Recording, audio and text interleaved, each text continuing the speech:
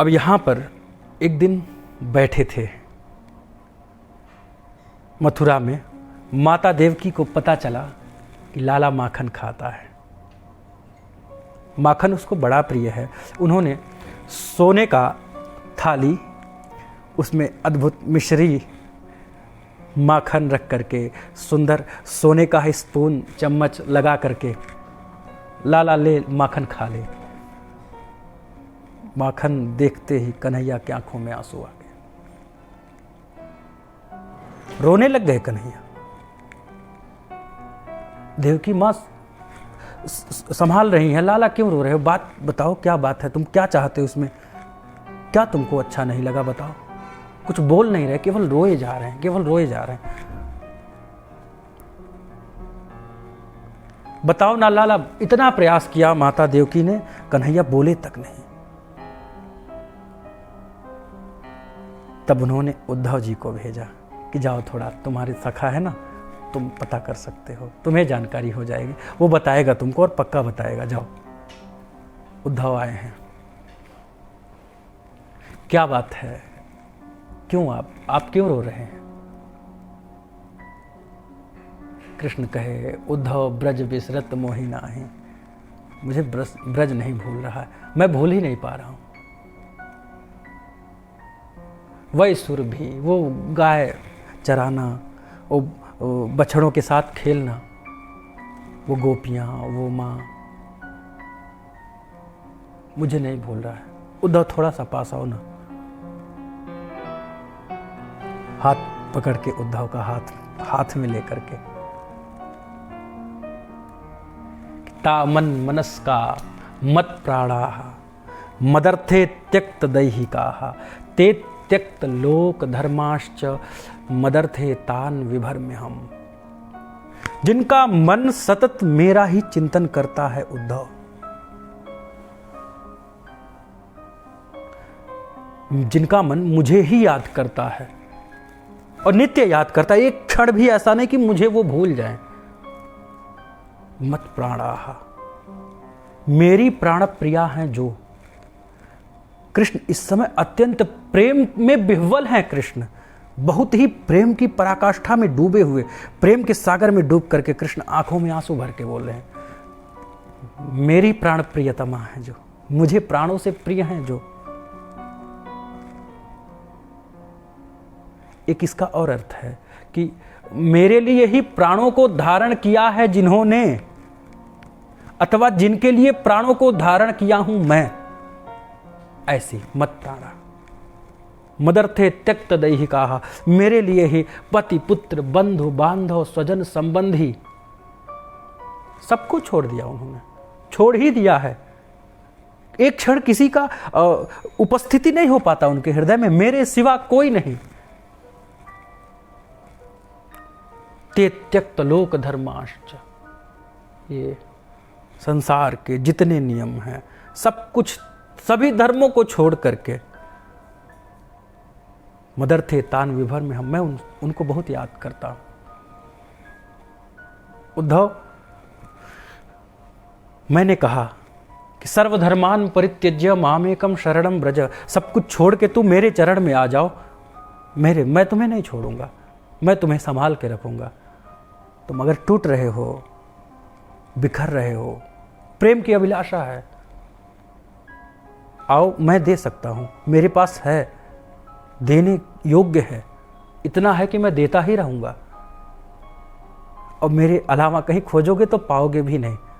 सच है, कुछ न कुछ ऐसा आ जाएगा कि तुम्हें लगेगा कि कहीं न कहीं कुछ हल्का सा गड़बड़ है।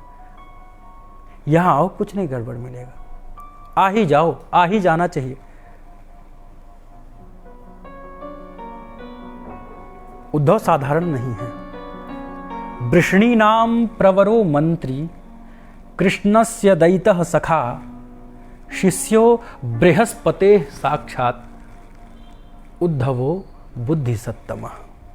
उद्धव का अभिप्राय है उत्सव, देवताओं को भी प्रसन्नता देने वाले उद्धव, उत्साह।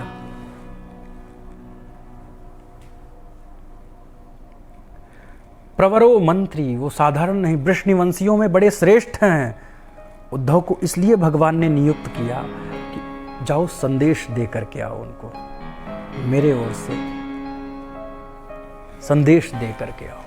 हे अंग, ऐसा शब्द प्रयोग किया। अंग बड़े सम्मान से, बड़े अंग शब्द बड़े प्रेम में होता व्यक्ति तब निकलता है उसके मुख से, और कृष्ण ने उद्धव को अंग शब्द प्रयोग करके कहा, हे अंग जाओ उनको कुछ सांत्वना देकर आओ।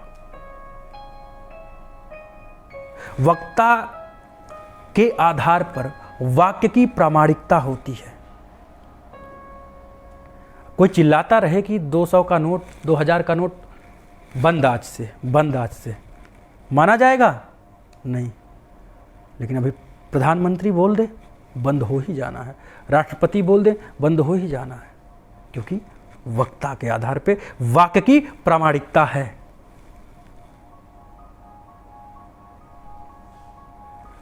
वृषणी नाम प्रवरो मंत्री, मंत्री हैं वो, बहुत बुद्धिमान, बहुत कुशल मंत्री हैं।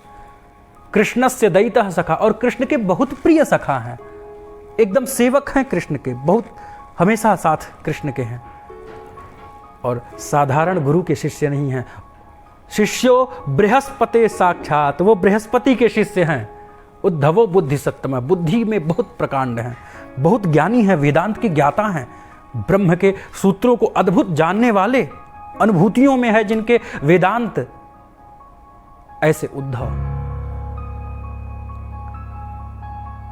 यहां पर उद्धव के वाक्यों की महत्ता रहेगी, इसलिए कृष्ण उद्धव को ही चयन किए कि उद्धव जाओ, उनको समझाओ, तुम समझा सकते हो, तुम में ये कुशलता है। शुक्रनीति का वाक्य है, अमंत्र्यमक्षरम नास्ति नास्ति मूलमनौषधम, अयोग्यः पुरुषो नास्ति प्रयोक्ता तत्र दुर्लभा। कोई अक्षर ऐसा नहीं है जो मंत्र ना हो। कब कहां लगाना ये आपको पता होना चाहिए। और कोई ऐसा जड़ नहीं है, कोई ऐसा मूल नहीं है जो औषधि ना हो, आपको प्रयोग आना चाहिए, प्रयोग करने आना चाहिए। कोई पुरुष अयोग्य नहीं है। भंडारी जी हैं, इनका सदुपयोग किया जा सकता है कहीं न कहीं ऐसे लगा करके, और हो रहा है। ऐसे कई लोग हैं जो दिखने में कुछ अलग ही लगेंगे, लेकिन उनका भी उपयोग किया जा सकता है। लेकिन प्रयोक्ता तत्र दुर्लभा, प्रयोग करने वाले दुर्लभ हैं। लेकिन सबसे उत्कृष्ट प्रयोक्ता कौन है? कृष्ण है कि नहीं? देखिए, स्पष्ट हो रहा है ना, कठिन नहीं हो रहा है ना? हाथ उठाकर बताइए हमको, राधे राधे, राधे राधे, यानी स्पष्ट हो रहा है। उद्धव जाओ, माखन में मां शब्द छिपो है, माखन में मां शब्द छिपा है। मैं जब भी माखन को देखता हूं मेरी मां याद आती हैं। कभी उन्होंने ऐसे लाके नहीं दिया मुझे, बुलाती हैं, लाला आओ, जबरदस्ती गोद में बैठाती हैं। वो सोने का पात्र है नहीं, वो महत्वपूर्ण नहीं है, वो अपने हाथ से खिलाती हैं, लाला खाओ। हालांकि देवकी माँ में भी अनंत प्रेम है, उन्होंने भी तप करके प्राप्त किया है। लेकिन जो यशोदा से पाए हैं कृष्ण, वो कहाँ देवकी से और कहाँ कोई दे पाएगा। जो भी पूजा करते हैं वो माँ यशोदा बन के पूजा करते हैं। जो भी स्त्रियां पूजा कर रही हैं, कभी नहीं देवकी बन करके। कभी आया अनुभव आपको? करती होंगी लड्डू गोपाल का पूजा, आप देवकी बन के की? नहीं किया आपने, यशोदा, क्योंकि वो चीज यशोदा दे पाई है जो कोई दे ही नहीं सकता कृष्ण को, और दे भी कैसे सकता है। वात्सल्य उसके अधीन है कृष्ण। कृष्ण बंध ही जाता है, बंध गया है, यशोदा ने बांधा है, कोई बांध नहीं सका है, वो अबद्ध है। लेकिन कि यशोदा ने बांधा, बांध पाया।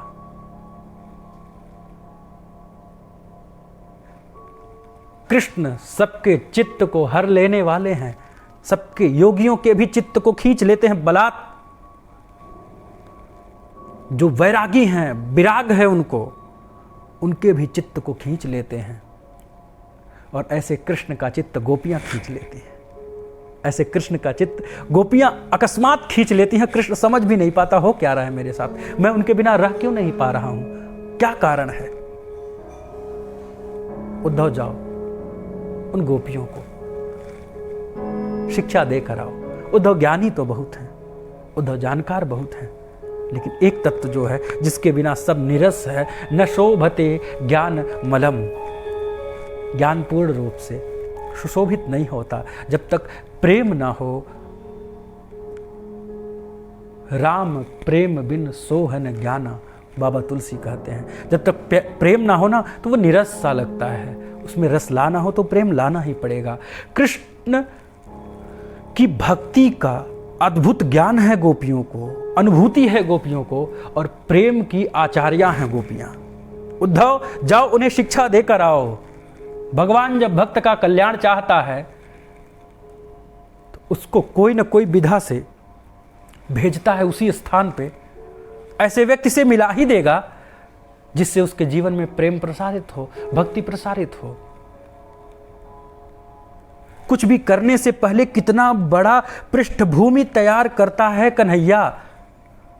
कुछ हो रहा है ना, इसके पीछे कितने दिन से उसने मुहूर्त निकाला होगा, कितने दिन से। इसलिए हमको बहुत बुद्धि नहीं खर्च करना पड़ा ये सब करने के लिए, क्योंकि इसके पीछे वो बहुत बुद्धि लगा चुका है। ऐसे ऐसे ऐसे फिर ऐसे। बोलिए राधे राधे। उद्धव जाओ ज्ञान दे कर आओ, अंदर की बात है। उद्धव जाओ ज्ञान लेकर आओ, उद्धव जाओ ज्ञान लेकर आओ। उद्धव कहे कि अरे कहाँ भेज रहे हैं ये ब्रज की ग्वालिनियाँ, ये कभी किसी पाठशाला का मुख भी नहीं देखा इन्होंने, कहाँ भेज रहे हैं। मैं क्या समझाऊंगा, मेरे इस अद्भुत श्रेष्ठ उत्कृष्ट उच्च स्तरीय यूनिवर्सिटी में मैंने पढ़ा, विश्वविद्यालय में, वो ज्ञान कैसे समझ पाएंगी। वो 4-5 2 क्लास भी नहीं पढ़ी हुई हैं, लेकिन आप कहते हैं तो मैं जाता हूं। कन्हैया कहे जाओ जाओ उद्धव, जाओ जाओ वृंदावन हे उद्धव। अपना वंशी, अपना मोर मुकुट, अपना पीतांबर, अपना रथ ध्वजा लगा हुआ, जाओ इस पे बैठ के जाओ। गोपियों को सांत्वना देना चाहते हैं, मैं तो नहीं आ रहा हूं, लेकिन मेरे रूप के बिना तुम तरस न जाओ, क्योंकि उद्धव कृष्ण से कम नहीं थे। उद्धव कृष्ण के ही समान सौंदर्य, कृष्ण के ही समान तेज, बलवीर्य, पराक्रम, शौर्य। उद्धव साधारण नहीं थे, बड़े ही समीपस्थ थे, हृदयस्थ थे उद्धव। तभी तो गोपियों के पास, गोपी मतलब गुप्त है, जो कृष्ण के लिए भी वो बड़ी गुप्त हैं। गोपनीय धन है कृष्ण का, और गोपियों के भी कृष्ण गुप्त धन है ना। और प्रेम तो गोपन गुप्त रखने वाला चीज ही है, क्योंकि उसमें तो नजर बड़े जल्दी लगता है। प्रेम जब उद्घाटित हो जाता है तो बहुत अच्छे से नहीं चल पाता। प्रेम जब न पता चले, बस होता रहे, हो रहा है, कोई जान नहीं रहा है, कोई किसी को बता भी नहीं रहे, वो बड़ा दिन तक और बहुत अच्छे से चलता रहता है। वो नित्योत्कर्षित, नित्य ही उसका उत्कर्ष होता है, वो बढ़ता ही रहेगा, वो घटेगा नहीं आपके जीवन में। प्रेम ऐसा ही कुछ है। उद्धव कहे ठीक है मैं जाता हूं। उद्धव अपना तैयार होके जा रहे हैं। अब यहां ब्रजवासियों की स्थिति क्या है? बोलिए राधे राधे। क्या होता है कि नित्य उनके सखा जो हैं, मधुकरी खा करके, रोटी को सुखा दिया जाता, सुबह छाछ में भिगा करके उसको खाते। खाए हैं आप? बड़ा स्वादिष्ट लगता।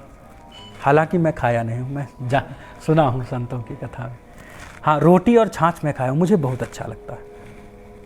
तो खा करके और उसी ओर चले जाते जिस मार्ग से कन्हैया गए थे, प्रतीक्षा करते। सायंकाल जब आते तो कहते आज हूँ नहीं आयो कन्हैया मैया। लगता है वो भूल गया राह, आज भी नहीं आया माँ, यहाँ की राह ही भूल गया, उसे तो याद भी नहीं आती होगी हम लोग की। नित्य का यही नियम है। गोपियां स्मरण कर रही हैं, तस्य संस्मृत्य संस्मृत्य, कृष्ण का ऐसा स्मरण उनके हृदय में चल रहा है कि कभी प्रेम से विह्वल होकर के कृष्ण कृष्ण कृष्ण, हा कृष्ण, हे प्रियतम, हा कृष्ण, ऐसा गोपियां रटती। कभी वो बेहोश अचेत हैं, फिर चेतना में आते ही कृष्ण कृष्ण प्रियतम पुकारती। व्रज में 3 प्रकार के प्रेम हैं। विश्रंभक प्रधान एक ऐसा प्रेम है जो उनको कभी लगता ही नहीं कि कृष्ण कहीं गए हैं। उनको लगता कृष्ण हमेशा साथ हैं। रत्ती रत्ती पत्ती पत्ती कण कण में कृष्ण कृष्ण को ही देखते वो। उनको कोई संदेश देने की आवश्यकता नहीं है। उनको दिया जाएगा तो एक तरह से उनके मन में संदेह ही डाला जाएगा, कृष्ण तुमसे अलग हैं, संदेश भेजे हैं तुम्हारे पास। थोड़ा उचित नहीं होगा, क्योंकि उनको तो लगता ही नहीं कृष्ण कभी दूर हैं। कृष्ण कुछ ऐसे हैं विश्वसनीय कि वृंदावनम प्रत्यज्य पादमेकम न गच्छति। कृष्ण तो वृंदावन छोड़ के कहीं गए ही नहीं हैं, एक क्षण के लिए भी नहीं गए। कुछ ऐसे हैं जो उनकी उपस्थिति में विरहानुभूति करते हैं।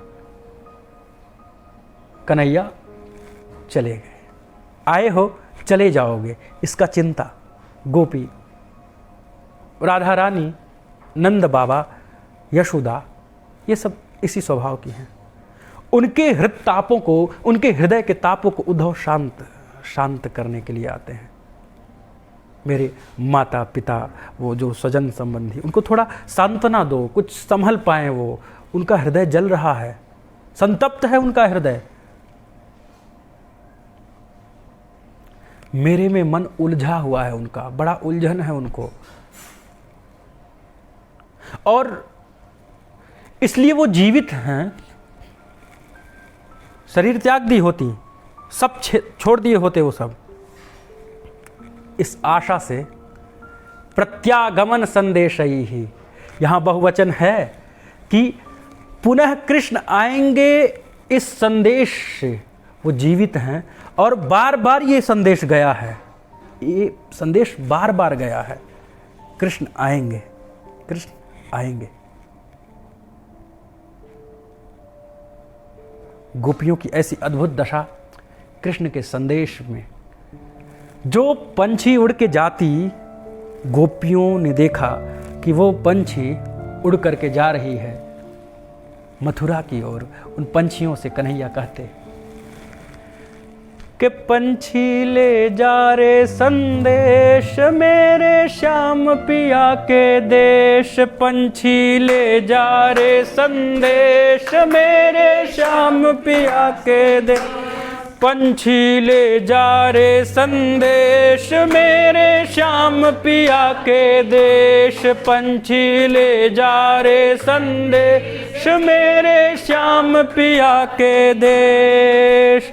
चिट्ठी में सब कुछ लिख डाला, चिट्ठी में सब कुछ लिख डाला, चिट्ठी में सब कुछ लिख डाला, चिट्ठी में सब कुछ लिख डाला, रहा न कुछ भी शेष। पंछी ले जा रे संदेश मेरे श्याम पिया के देश। पंछी ले जा रे संदेश मेरे श्याम पिया के देश, मेरे श्याम पिया के देश। बिखर गए माला के मोती, बिखर गए माला के मोती, चली गई आँखों की ज्योति, चली गई आँखों की ज्योति। आंसू बीत गए आँखों के, आंसू खत्म हो जाते हैं। आंसू बीत गए आँखों के, आंसू बीत गए, रहे न काले केश। पंछी ले जा रे संदेश मेरे श्याम पिया के देश। पंछी ले जा संदेश मेरे श्याम पिया के देश। सूख गया सुंदर तन मेरा, सूख गया सुंदर तन मेरा, दिल का दर्द सहा बहु तेरा, दिल का दर्द सहा बहु तेरा, सूख गया सुंदर तन मेरा, सूख गया सुंदर तन मेरा। हाँ, दिल का दर्द सहा बहु तेरा, दिल का दर्द सहा बहु तेरा।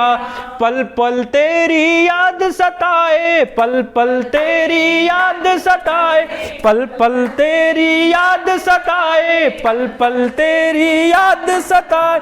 कर जा रे उपदेश, हाँ हाँ कर जा रे उपदेश, पंछी जा रे संदेश मेरे श्याम पिया के देश, पंछी ले जा रे संदेश मेरे श्याम पिया के देश।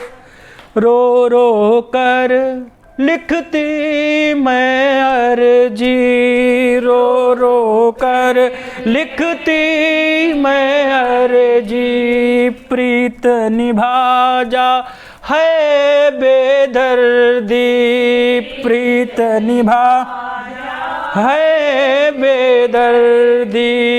रो रो कर लिखती मैं अर्जी, रो रो कर लिखती मैं अर्जी, प्रीत निभा जा है बेदर्दी, प्रीत निभा जा है बेदर्दी। मधुर प्रेम की चूनर ओढ़ी, मधुर प्रेम की मधुर प्रेम की चूनर ओढ़ी, मधुर प्रेम की धरा जोगिया भेष, पंछी ले जा रे संदेश मेरे श्याम पिया के देश, पंछी ले जा रे संदेश मेरे श्याम पिया के देश। चिट्ठी में सब कुछ लिख डाला, चिट्ठी में सब कुछ लिख डाला, चिट्ठी में सब कुछ लिख डाला, चिट्ठी में सब कुछ लिख डाला। रहा न कुछ भी शेष, पंछी ले जा रे संदेश मेरे श्याम पिया के देश, पंछी ले जा रे संदेश मेरे श्याम पिया के देश, पंछी ले जा रे संदेश मेरे श्याम पिया के देश, मेरे श्याम पिया के देश, मेरे श्याम पिया के देश। ऐसी अद्भुत दशा है गोपियों की, ऐसी ही अद्भुत दशा यशोदा मैया की है कि बस कुछ भी उधर जाओ तो सही, मेरी इन बातों को लेके जाना, उनसे कहना ओ पवन के मंद वेगों मुझे यूं न तुम रुलाओ, उनकी याद आ रही है जाके उन्हें बताओ। ओ हृदय की गति रुक जा, ओ श्वास मेरे थम जा, आए ना मेरे प्रियतम, आए ना मेरे कान्हा, तो मेरे प्राण ही निकल जा। ओ पवन के मंद वेगों मुझे यूं न तुम रुलाओ, उनकी याद आ रही है जाके उन्हें बताओ। जाओ तो बता दो ना उनको, हम नहीं रह पा रहे हैं उनके बिना, रह ही नहीं पा रहे, तुम आ जाओ, बस उनसे कह दो आ जाओ, मैं कुछ और कह ही नहीं पाऊंगा, इतना ही मेरा पूरा संदेश ही यही है, तुम आ जाओ। ये नित्य गोपियों की भावना है। उद्धव चले हैं, ब्रजवासी बैठे हैं, प्रतीक्षा कर रहे हैं द्वार पर। आओ, आएंगे आएंगे, ऐसा भावना है उनके हृदय में कि आएंगे वो। और स्थिति ये है कि उन्होंने देखा कि मथुरा से वो आ रहा है रथ, मथुरा से रथ आ रहा है, तो इनको लगा ओहो कन्हैया आ गए, अरे आए गए ओ कन्हैया, मेरो कन्हैया आए गए हो, ऐसा करके वो दौड़ने लग जाते हैं, क्योंकि मथुरा की ओर से रथ आ रहा है। मथुरा का रथ जो राजा का रथ है, मथुरा के सम्राट का रथ है। उद्धव पहुंचे हैं, सब दौड़े हैं उनको कन्हैया से मिलने, सबको लग रहा है कन्हैया हैं। एक सखा है जो जा करके झाड़ियों में झुरमुटों में छिप जा रहा है। क्यों? क्योंकि वो सोचा इतने दिन बाद वो आ रहा है, मेरी याद नहीं आई। नाराज है कृष्ण से, थोड़ा सा रुष्टता दिखा रहा है कि वो आएगा, मुझे मनाएगा, चरणों में झुकेगा, जब मुझे मनाएगा तो मैं जाऊंगा, तो ही मैं निकलूंगा, और बोलूंगा नहीं, बहुत देर तक नहीं बोलूंगा, बार बार मनाने पर ही तब बोलूंगा उससे। और जब सब दौड़े हैं, अरे आए गए हो कन्हैया, लाला आए गए, चलो चलो मिलने। उसने कहा जो रूठना है, जो रुष्टता है वो मैं बाद में रूठ लूँगा, पहले जाके उसको देख तो लूँ, उससे मिल तो लूँ, थोड़ा हाल चाल पूछ लूँ, मैं रूठ लूँगा बाद में। परीक्षित तो दौड़ के पहुँचा। मैं उद्धव,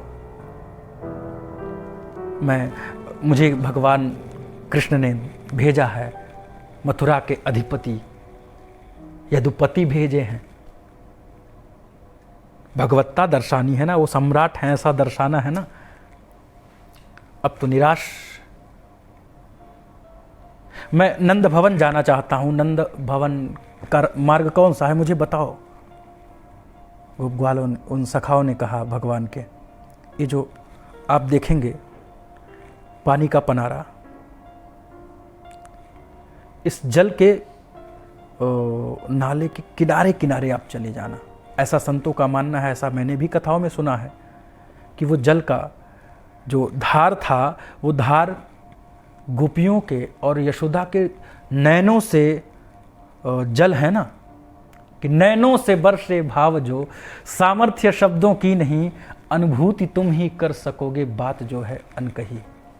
कुछ अनकही बातें हैं जो अनुभव ही की जा सकती हैं, मैं शब्दों में नहीं कह सकता। तो शायद वो वही कुछ कह रहे हैं। वो जो नैनों के भाव हैं ना, वो जल नहीं है, वो भाव ही बैठे हुए हैं। वृंदावन क्यों इतना पवित्र है? क्यों कृष्ण भी उसके लिए तड़प जाता है, उसकी धूली। कृष्ण ने भी कहा है कि मुझे राधे चरणों की धूली चाहिए। आखिर क्यों? क्योंकि उस वृंदावन को एकदम अपने नैनों के परम महाभाव की दशा में, जो महाभाव है, उस भाव से जो निकला हुआ अश्रु है, उस अश्रु से ही तो सींच दिया है पूरे ब्रज को। इसलिए ब्रज की भूमि अत्यंत पवित्र है। संत कहते हैं कि मैं मुक्ति नहीं चाहता, बस ब्रज की मुझे धूल कण कुछ भी बना दो, बस वृंदावन वृंदावन, मुझे वृंदावन ही रहना है। आखिर क्यों?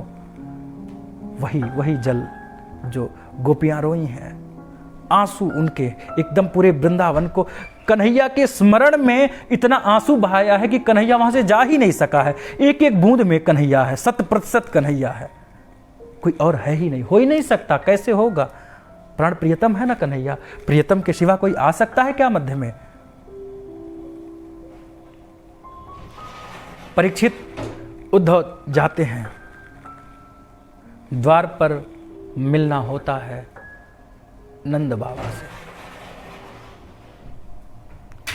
नंद बाबा से मिलते हैं और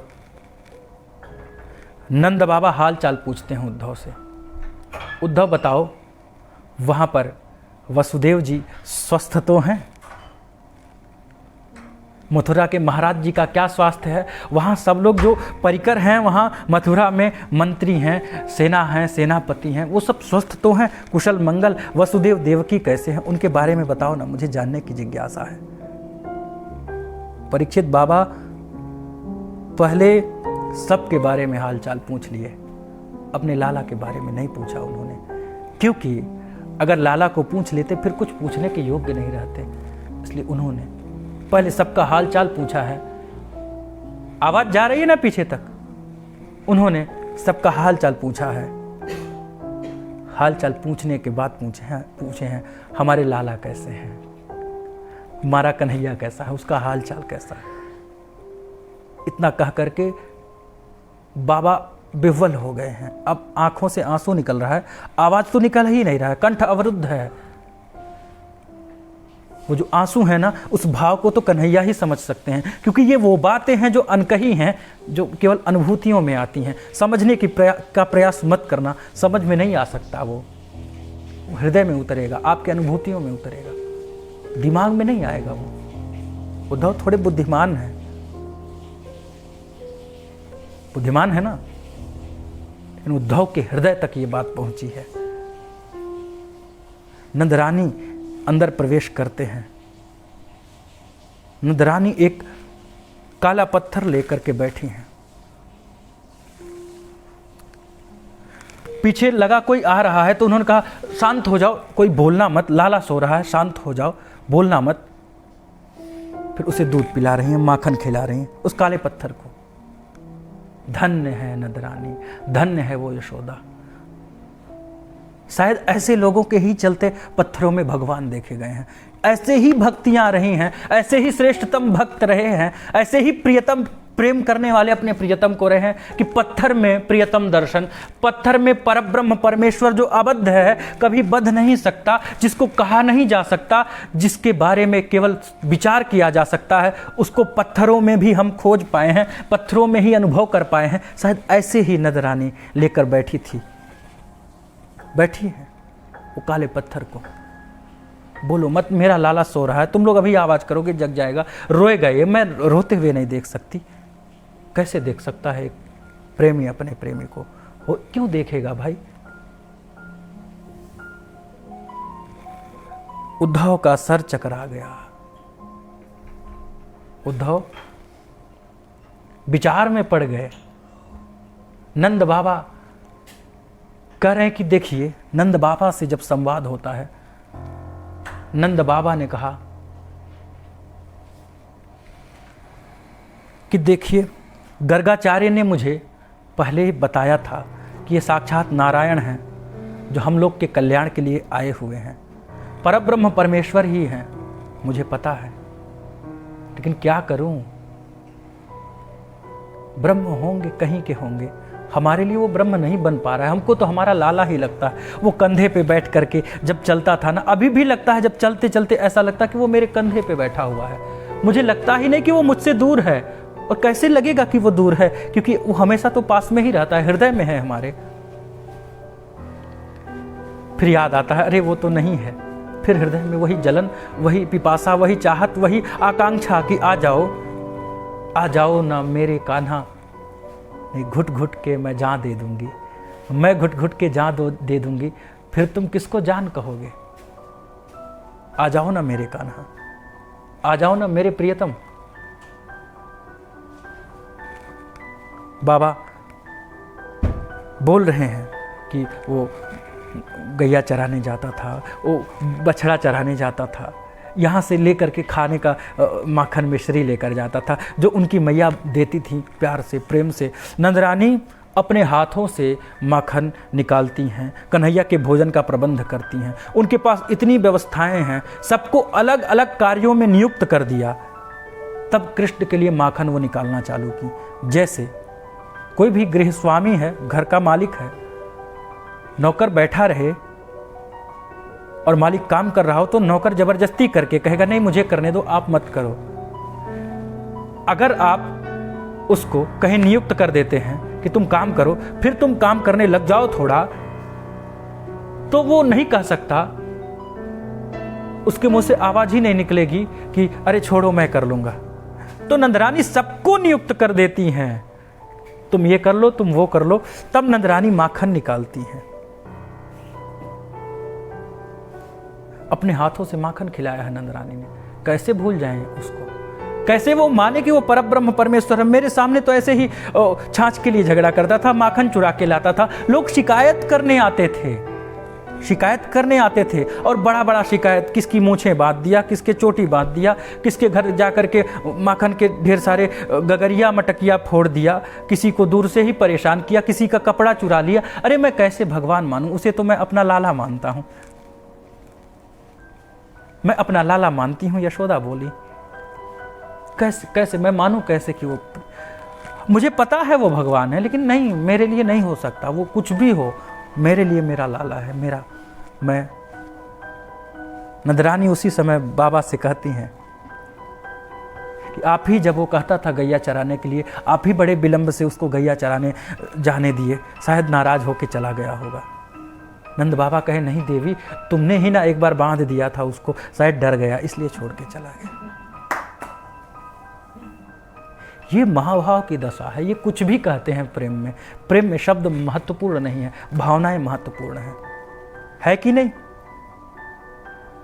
प्रेम में डांट रहा है कोई, लेकिन उस डांटने के पीछे कितने भाव हैं इसको तो देखो। शब्द महत्वपूर्ण नहीं है, भावनाएं अत्यंत महत्वपूर्ण हैं। बोलिए राधे राधे। कृष्ण के ऐसे बाल लीलाओं को स्मरण कर नंद बाबा आंखों में आंसू आ गया। इति संस्मृत्य नंदः कृष्णानुरक्त धीः अत्युत्कंठा भवत्तु श्रीणीम प्रेम प्रसर बिह्वला। कृष्ण बातें करते करते कृष्ण के विषय में, कृष्णानुरक्त धीः, कृष्ण के अनुराग में जिनकी बुद्धि नित्य लगी रहे, मन वचन कर्म नित्य कृष्ण के ही प्रेम में लगा रहे, ऐसे बाबा अत्युत्कंठा, उत्कंठा में ऐसा प्रेम प्रसारित हुआ हृदय में, इतना प्रेम का उन्माद हुआ। अत्युत्कंठा भवत तूष्णीम, चुप हो गए, चुप रह गया मैं, चुप रह गया, खामोशी मेरी बोल गई। आंखों में मेरे तुम समाये हो, ख्वाबों में मेरे तुम समाये हो, नींदों में मेरे तुम समाये हो, जीवन में मेरे तुम समाये हो। चुप रह गया मैं, चुप रह गया, खामोशी मेरी बोल गई, खामोशी मेरी बोल गई, खामोशी मेरी बोल गई। शांत हो जाओ, चुपचाप। ये एक लक्षण है प्रेम का, अनिर्वचनीयम प्रेम स्वरूपम। फिर प्रेमी बोल नहीं पाता है, वो जब विह्वल हो जाए आवाज नहीं निकलती, निकले भी कैसे, वो तो अनुभूतियों में ही केवल निगाहों से, आंखों से ही वो कह पाएगा, फिर कह नहीं पाएगा। अब बाबा चुप। यशोदा वर्ण नामानि पुत्रस्य चरितानि च, वर्णन कर रही हैं अपने लाला के बारे में, बोलते बोलते पुत्र के चरित्र को बोलते बोलते यशोदा का स्नेहस नुत पयोधर। कृष्ण के स्मरण में माता के हृदय में इतना प्रेम उन्माद हुआ जैसे लाला को अपना दूध पिला रही हूं। अपने आप उनके दुग्ध निकलने लग गए। अपने वात्सल्य प्रेम के उमड़ जाने के कारण कृष्ण के स्मरण में अपने ही आप उनके दूध निकल गया। ये महाभाव है परीक्षित। एक माँ का हृदय है। माँ का हृदय विशाल सागर है जिसमें तुम गोता लगाओ, था नहीं पाओगे। डूब सकते हो, डूब करके तुम तरने का प्रयास कर सकते हो, उसमें डूब करके था मत लगाने का प्रयास करना, नहीं लगा पाओगे, पहुंच ही नहीं सकते हो उसके गहराइयों तक। हाँ, तुम डूब सकते हो, तुम डूब जाओगे। इतना तो है कि तुम शेष नहीं बचोगे, एकदम डूब ही जाओगे। कुछ तुम थोड़ा सा भी दिखोगे नहीं, पता भी नहीं चलेगा तुम थे भी। मां का हृदय उतना विशाल है। रोए जा रही हैं आंखों में अश्रुपात लेकर के। तयोरित्थम भगवती कृष्णे नंद यशोदयोः वीक्ष्यानुरागम परमम नंदमाहोद्धवो मुदा। इस अनंत प्रेम को, इस अनंत प्रेम की पराकाष्ठा को देख करके, इस महाभाव की दशा को देख करके, इस प्रेमोन्माद को देख करके उद्धव मुदा, मन हर्षित हुआ कि क्या ऐसा था। मुझे लगता था कि मैंने सब कुछ पढ़ लिया है, लेकिन एक ऐसा चीज है जिसको मैं इतना भी, बोले तो एक कण मात्र भी नहीं जानता हूं। मैं तो जान ही नहीं रहा था कि कुछ ऐसा भी होता है, कुछ ऐसा भी होता है, मुझे पता ही नहीं था। मैं तो बस सोच ही लिया था कि मैं बहुत बड़ा जानकार हूं, मैं सब कुछ जानता हूं। लेकिन है कि नहीं, होना चाहिए कि नहीं। उद्धव को ऐसा अनुभव होगा। उन्होंने कहा, युवाम श्लाघ्य तमौ नूनम देहिनामिह मानद। हे मानद, हे सम्मान्य, नारायणे खिल गुरु यत कृता मतिरोदिशी। पता है कि वो नारायण है, अखिल गुरु हैं भगवान, लेकिन हे नंद और यशोदा, तुम लोग श्लाघ्य तम हो। श्लाघ्यतम का अर्थ है, एक होता है श्लाघ्य, अच्छा, एक श्लाघ्यतर, उससे अच्छा। और श्लाघितम मतलब सबसे अच्छा, उससे अच्छा कुछ हो ही नहीं सकता, उससे बढ़िया कुछ हो ही नहीं सकता, और तुम लोग उस स्तर के लोग हो। कहाँ मैं यहाँ से समझ पाऊंगा? मैंने यहीं से तो सोचा था, यहाँ का कुछ है ही नहीं, यहाँ से तुम समझ ही नहीं सकते। जब तक यहाँ से नहीं सोचोगे, यहाँ पर नहीं उसे लाओगे, कहाँ समझ में आएगा? उद्धव जैसे संत वियोगी, उनको बना दिया प्रेम रोगी। देखे राधा चरण की भक्ति, कान्हा चरण की भक्ति और राधे नाम की शक्ति, ऐसा अद्भुत ज्ञान दिया। वहां चर्चा होता है, बृहद चर्चा होता है, बड़ी प्रशंसा करते हैं उद्धव। उद्धव को अब तो पता ही चल गया है ना कि हम आ गए हैं। वो कह के आए थे बस थोड़ी देर रहूंगा, चला जाऊंगा। उद्धव अब गए नहीं। उद्धव बहुत दिन तक रुके, जा ही नहीं पाए। कौन जा सकता है? वो सागर है ना, तुम डूब सकते हो वहां पर। थाह लगाने का प्रयास मत करना। उन्होंने फिर थाह लगाना नहीं चाहा, बस उसमें तैरना चाहा, उसमें डूबना चाहा, उसमें उसके आनंद के सागर में डूबना ही चाहा। उद्धव की ऐसा अद्भुत चरित्र है।